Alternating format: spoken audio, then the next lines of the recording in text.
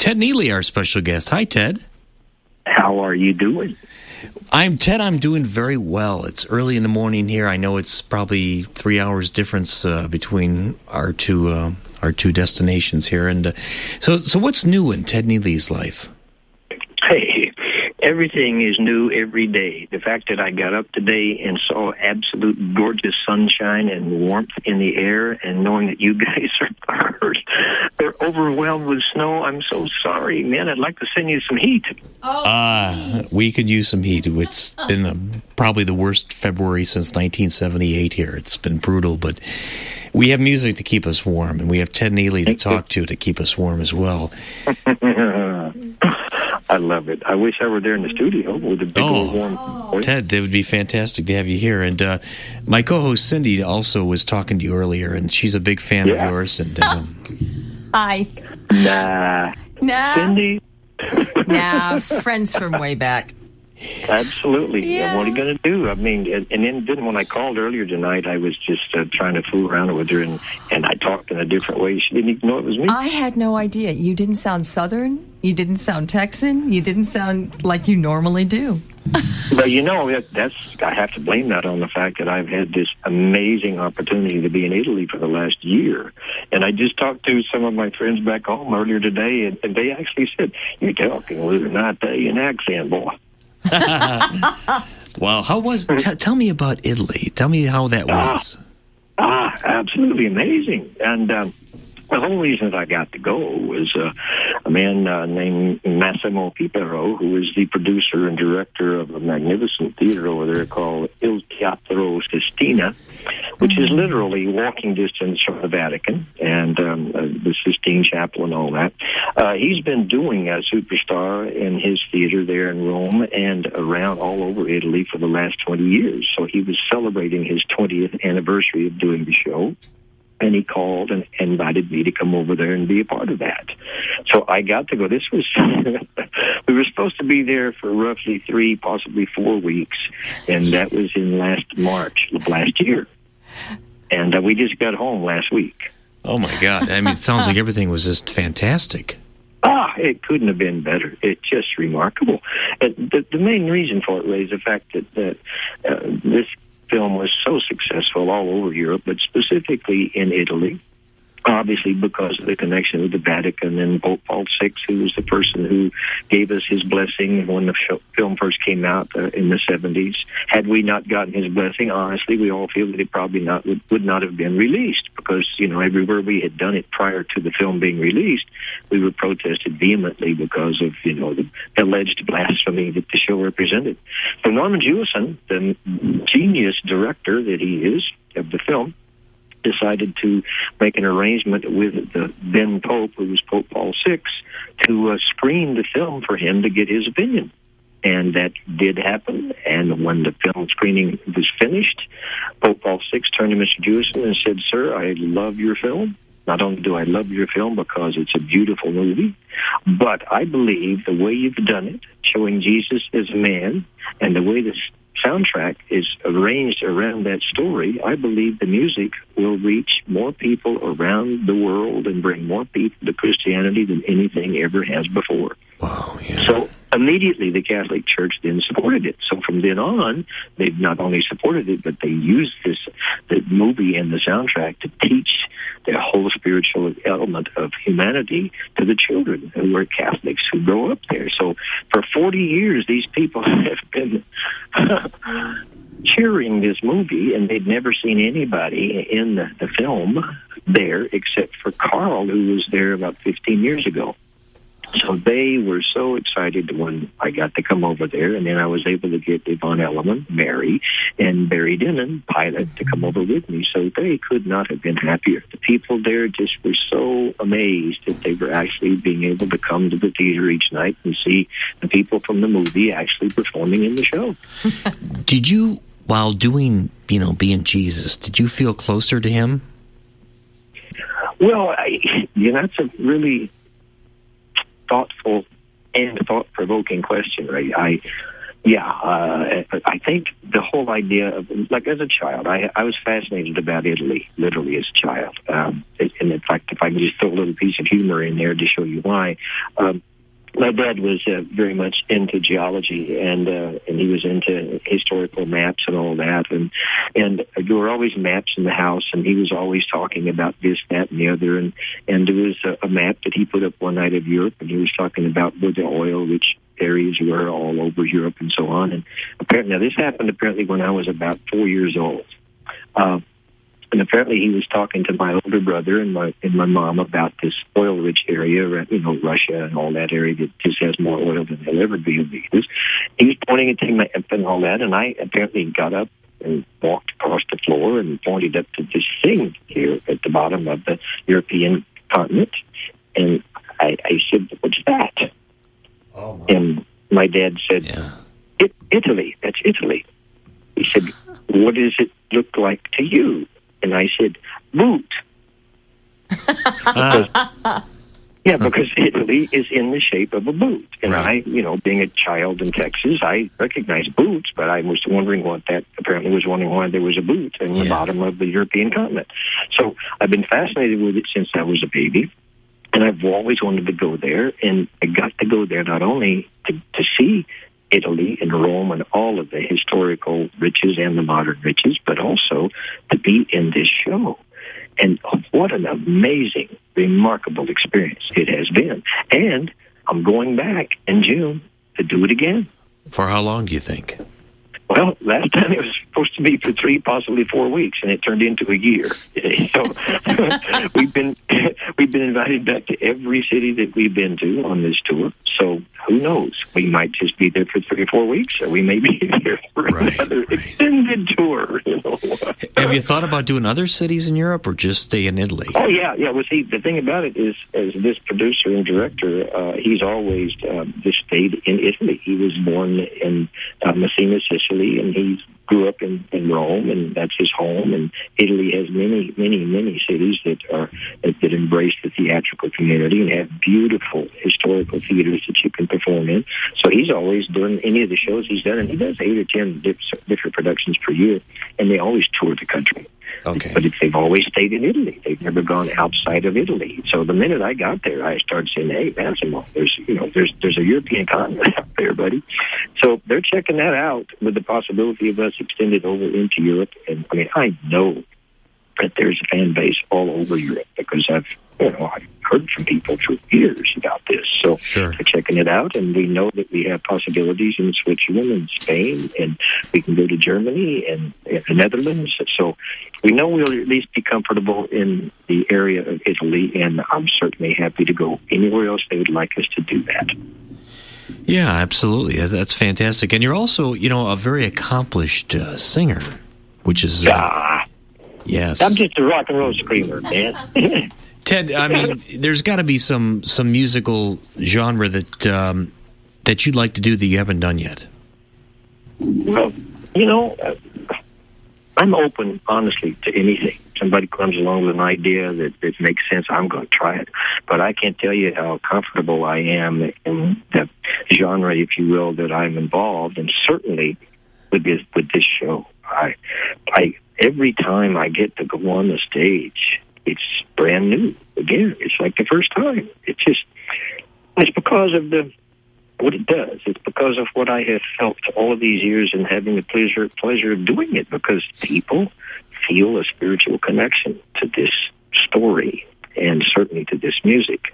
And any of us who were in that film originally, they connect us with that. Therefore, we are part of what made them respond so beautifully to Jesus Christ Superstar. So I've got to tell you, I don't think there's anything that can compare to the feeling that I get when I get to walk on that stage and be a part of this show. I mean, keep in mind, except for when Barry and Yvonne were there, which was only for 6 weeks, I was the only non-Italian in the whole company. Did you feel like you were still part of the family there?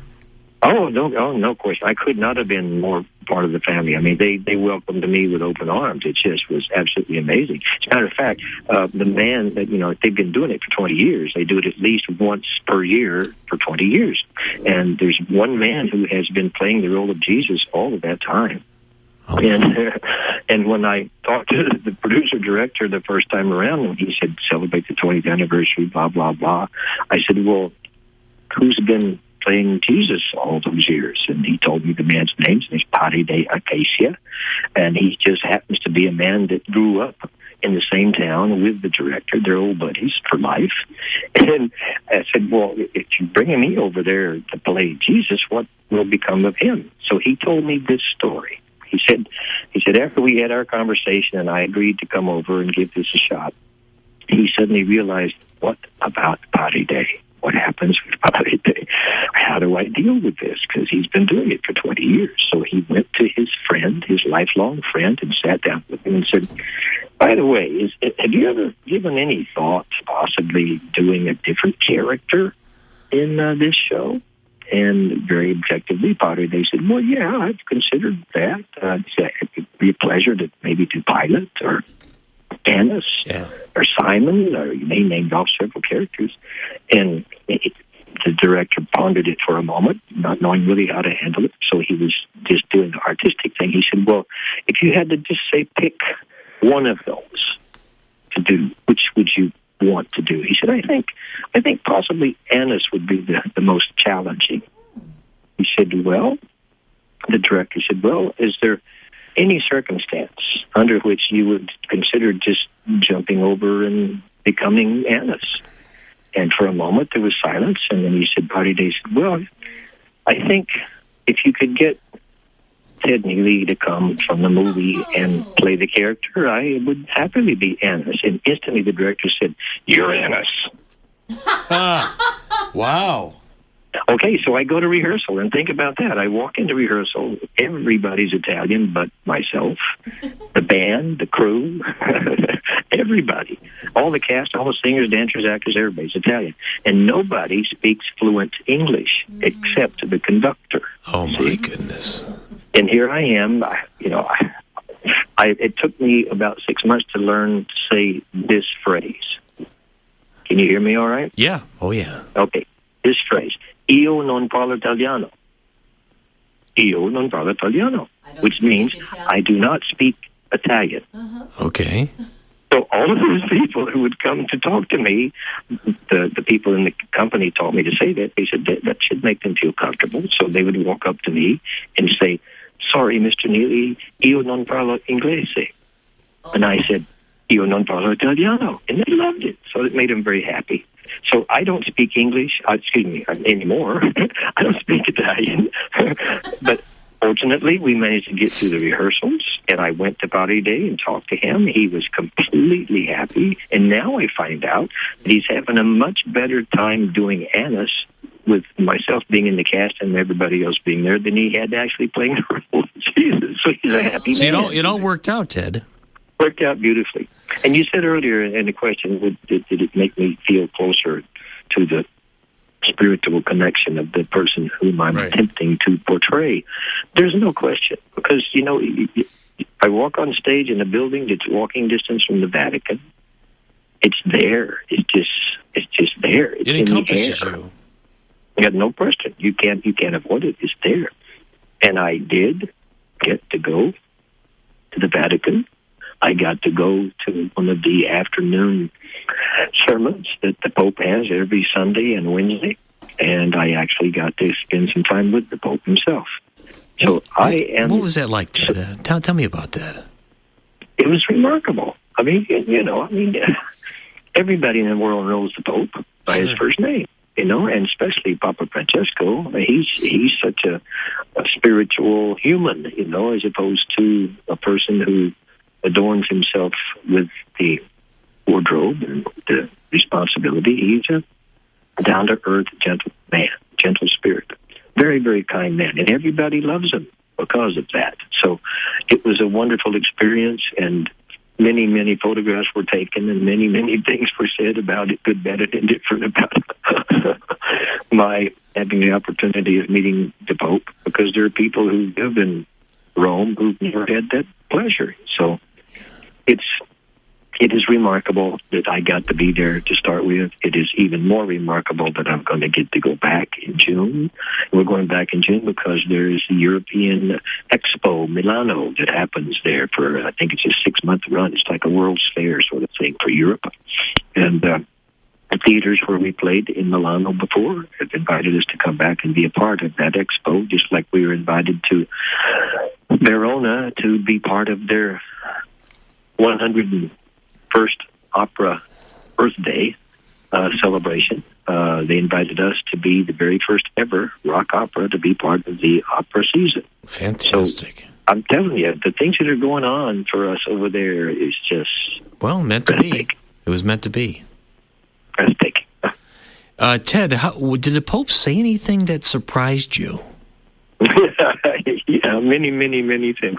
But the fact that he doesn't speak a word of English, I don't speak a word of Italian nor Spanish because he's Latin. We both had to have translators. And fortunately, the translators did the best they could to communicate with each of us.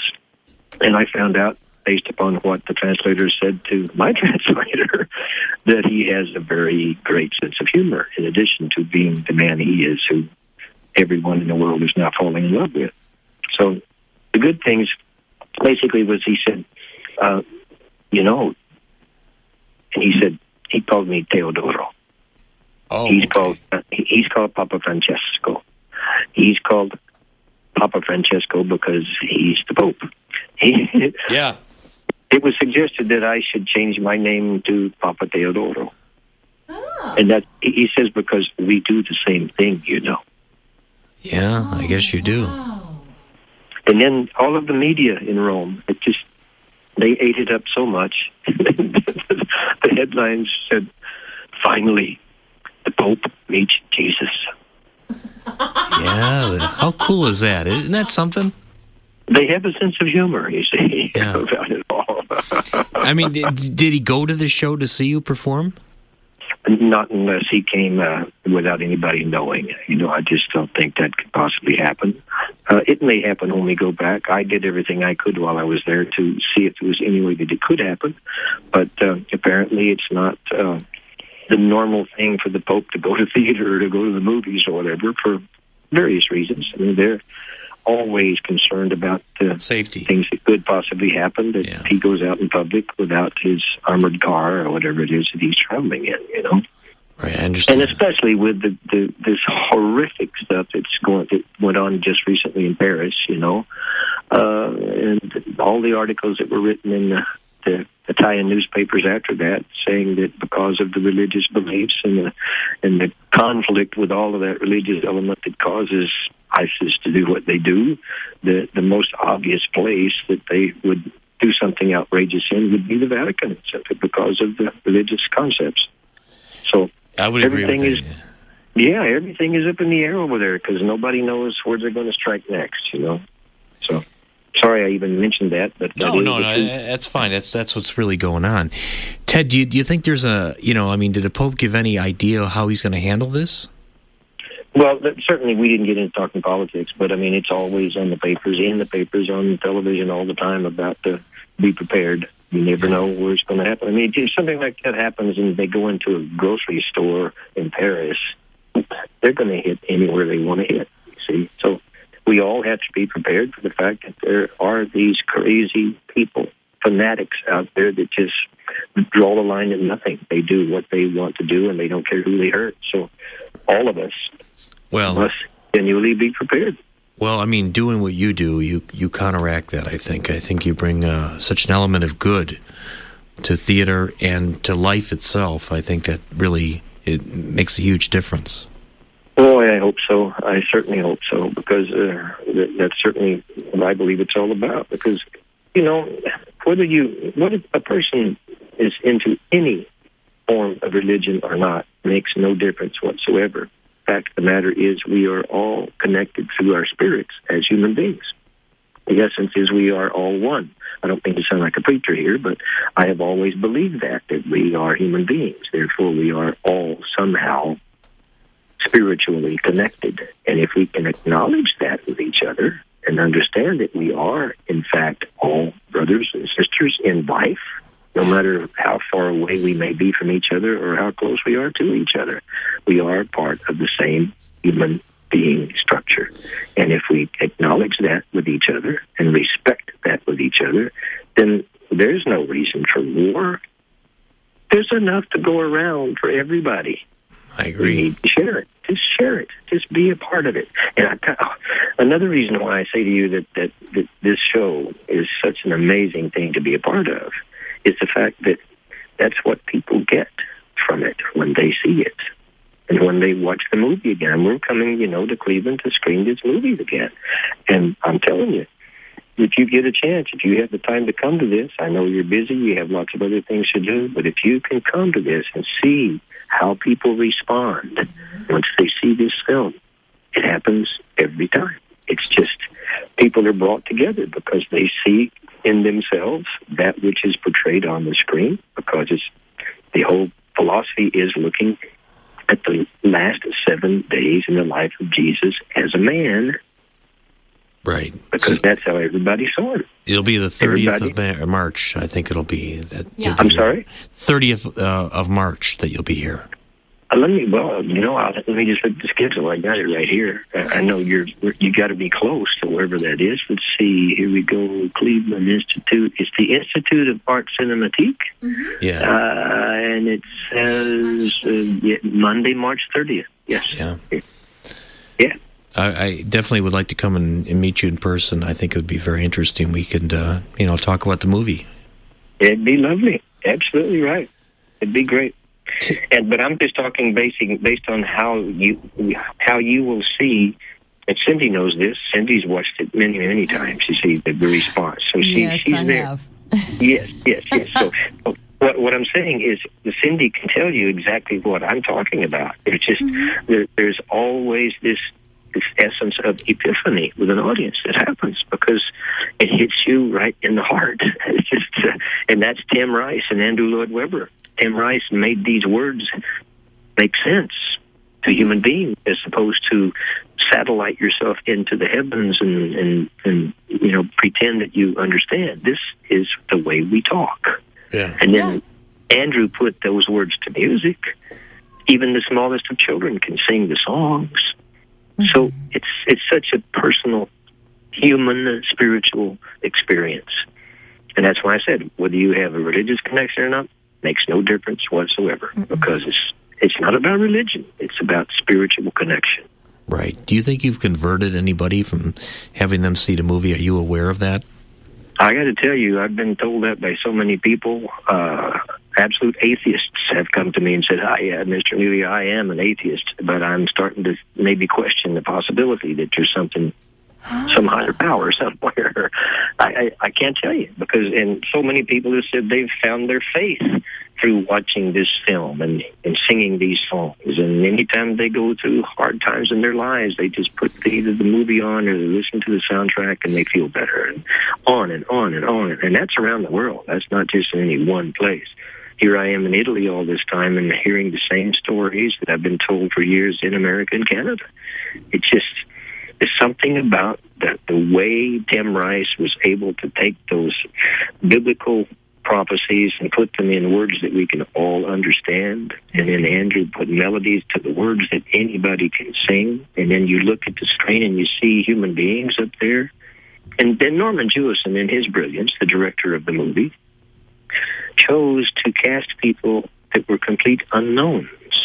Why was that? Because he wanted the people who were going to see his movie to hopefully be pulled into the fact that these were actors and singers and dancers. That's why we rode in on the bus at the beginning of the movie and got off the bus and got into costume, and now we're doing a performance. So you're seeing real human beings perform the story of Jesus in the last 7 days of his life. So he felt if he had built his cast around marquee names, that people would be watching the marquee names do wonderful performances, as opposed to watching complete unknowns who could be maybe perceived as really those people. Yeah. And that's what makes it happen. Because when Caiaphas gets up there and goes, gentlemen, you know why we are here. They don't know who Caiaphas is, except that that's Caiaphas. Mm-hmm. Good you know, point. They're not watching some very, very famous operatic baritone, and they're going, oh, my God, look at that guy. They're going, oh, I'm listening to what this guy has to say. And then, for example, you go to Larry Marshall, who played the role of Simon out in the middle of the desert. Well, you know, Cindy, how he was dancing and screaming and hollering out there in the middle of the desert. Yeah. Well, that was a celebration of spiritual beliefs and spiritual understanding, a big celebration, you see. And if that had been Michael Jackson, it would have been Michael Jackson's moment. Right. As opposed to the character Simon, you know, getting his people all fired up to do what needs to be done to feed the 12 tribes of Israel. So it was a brilliant concept in every possible way, and I cannot tell you how honored I still am, and become even more so every day with being a part of it. Ted, are there any roles outside of this particular role that you'd like to play that you haven't yet? Oh, yeah. There are numerous things that would be interesting. I've always had this little thing in the back of my mind of doing a production about Van Gogh. Ooh. And that's certainly in the works. I'd love to present Van Gogh, but, you know, until a project comes across the desk that actually makes sense and is, shall we say, deeply thought of enough and inspiring enough, I couldn't be happier being associated with this one. As a matter of fact, we did one of those streaming online things on Facebook a couple of days ago. And there was so many people from, I couldn't believe it, all around the world who, for the time that I was on there, we were talking. It was just absolutely incredible. And we were told up front that we only had X amount of time, you know, to do what we were doing, and then it would automatically be a sign-off because the people who do that had other people coming in to do the same thing. Anyway, so afterwards, though, after I finished, the streaming, if you will, kept going on Facebook, just people writing and saying things. And whenever the whole thing was finished, which was roughly 3 hours altogether, the very last posting that someone did, now this is after everybody for all that time was just praising everything and just doing everything to celebrate what we do. The last person said, Mr. Neeley, aren't all you guys sick of doing this after all these years? Wow. So one in thousands came up with that. I get you. So I instantly got on Facebook and responded, and I said, I appreciate your comment, but I have to tell you, the key word here is a big fat no to your question, because I could not have a better time. I couldn't be more inspirationally inspired. It's the most wonderful experience in my life. Thank you very much for writing. Do you ever find yourself on a night where you just don't feel 100%? How do you work through that? I got to tell you this, and this is another example of what a miracle this piece is. And it's music and drama.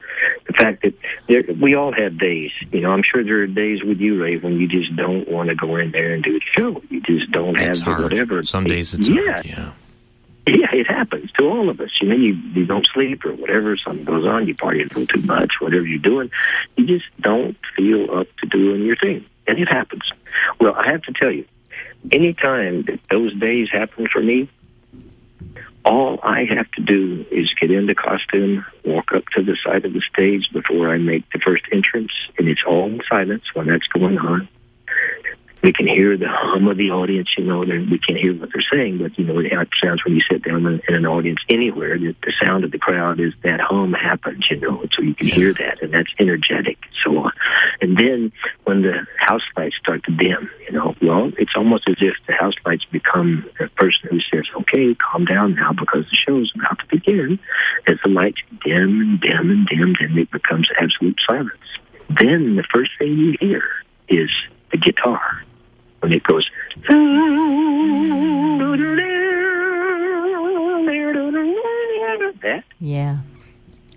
that from that moment on, I am taken somewhere else.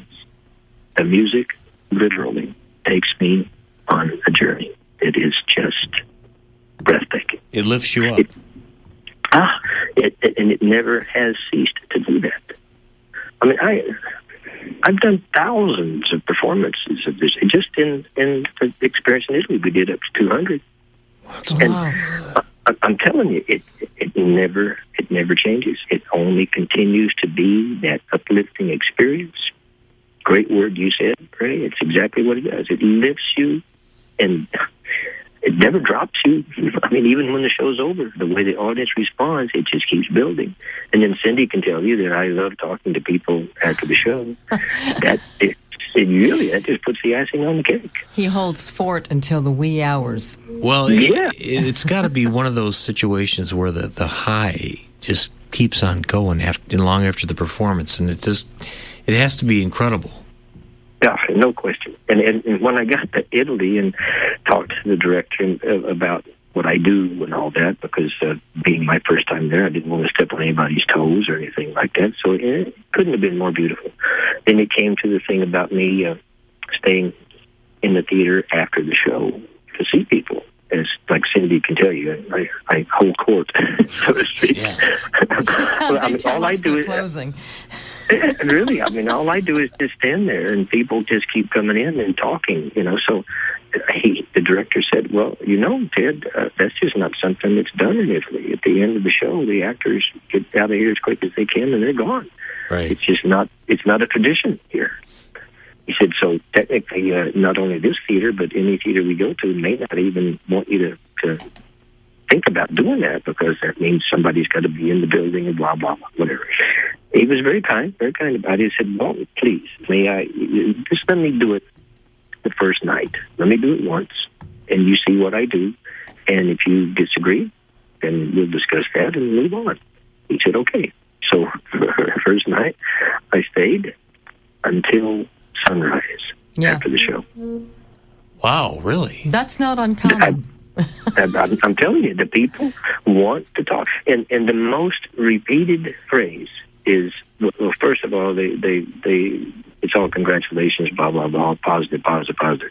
And then after the embracing and the tears start to calm down a bit, the thing they always say is, Mr. Neeley, I've been waiting 40 years to thank you for how you changed my life.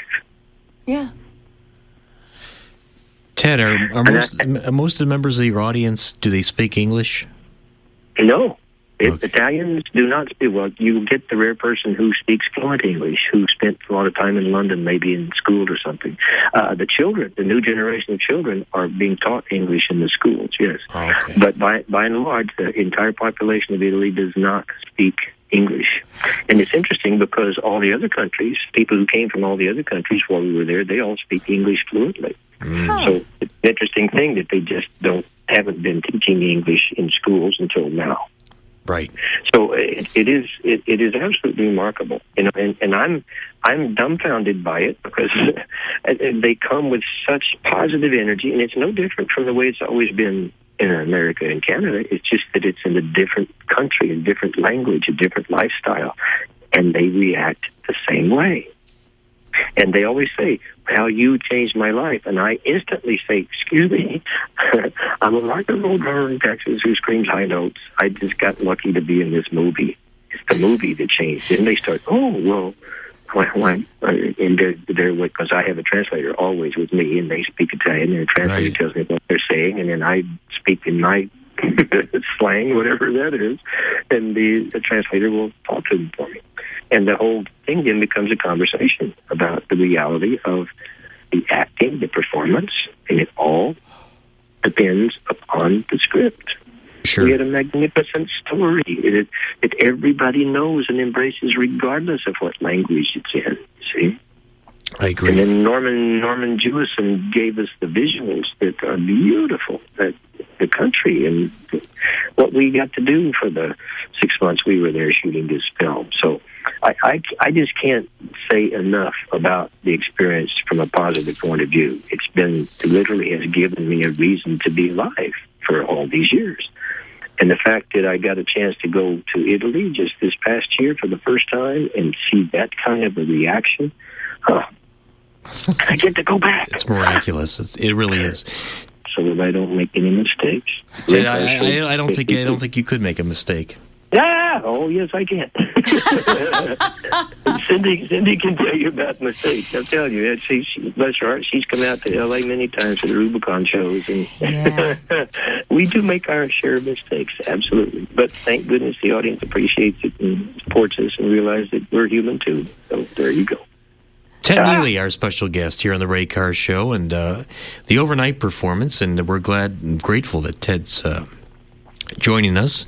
He's calling in from the West Coast, so we don't want to keep you too much longer, Ted. I know you're got to be probably tired by this point.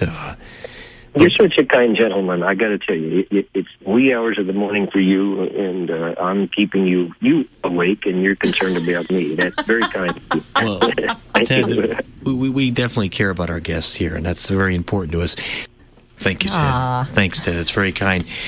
Ted, the best of luck. I'll see you on the 30th when you come to Cleveland. Yeah, me too. Thank you both. I really appreciate it. And Cindy, you sound so cute. You sound so sweet. Oh, thank you. As always. And Ray, thank you very much for your sincerity and for your interest. And like you just said, I look forward as well seeing you guys on the 30th. All right. You have a good one, Ted, and enjoy, and we'll talk to you soon. Okay. Take good care. Okay, Bye-bye. Too. Bye-bye. Bye-bye. Ted Neeley, ladies and gentlemen.